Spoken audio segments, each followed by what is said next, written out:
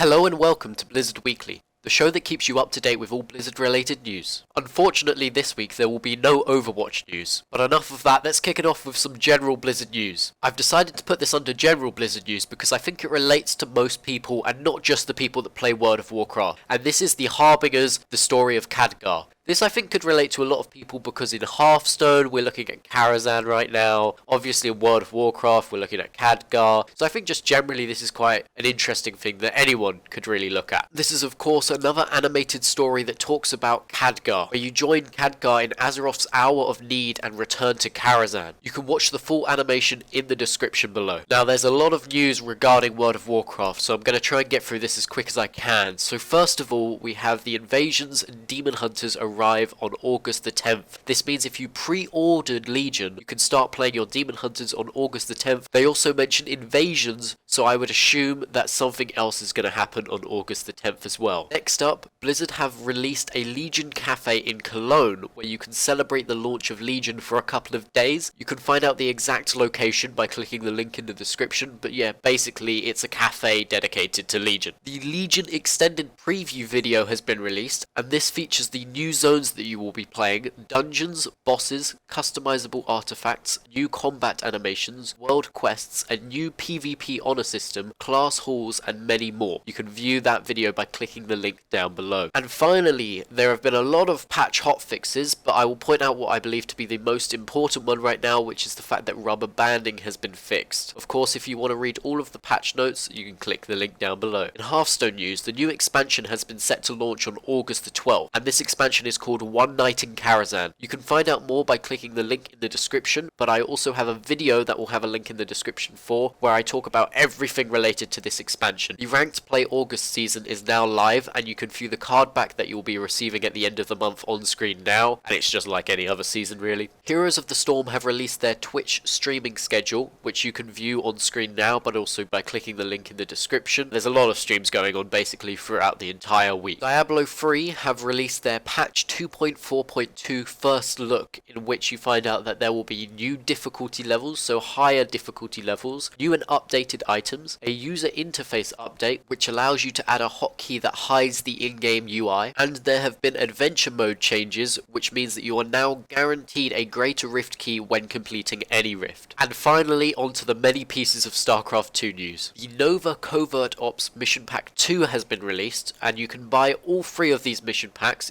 e.g. pre-ordering Pack 3 as well, for £11.99 or $14.99, or you can buy the single pack alone for £5.99 or $7.49. This week in StarCraft 2 esports has been announced, which basically talks about all of the different types of tournaments that will be going on for the next week, and basically there's stuff going on daily, so if you're a StarCraft 2 fan, this sounds like a brilliant time for you. As I said that I would do last week in Blizzard Weekly, the winner of IEM Season 11 was Uthermal, and last but no means least, the StarCraft 2 Legacy of the Void 3.5.0 patch notes have been released. Now I'm not too familiar on StarCraft, so unlike World of Warcraft, I don't want to point out what I think to be the most important things, so the link to all of the patch notes will be in the description below. Thank you very much for watching. I tried to take into account all of the comments that you guys gave me last week, which I thought were very supportive. I would appreciate any more comments that you guys have, but apart from that, I'll see you next time for your weekly dose of Blizzard news.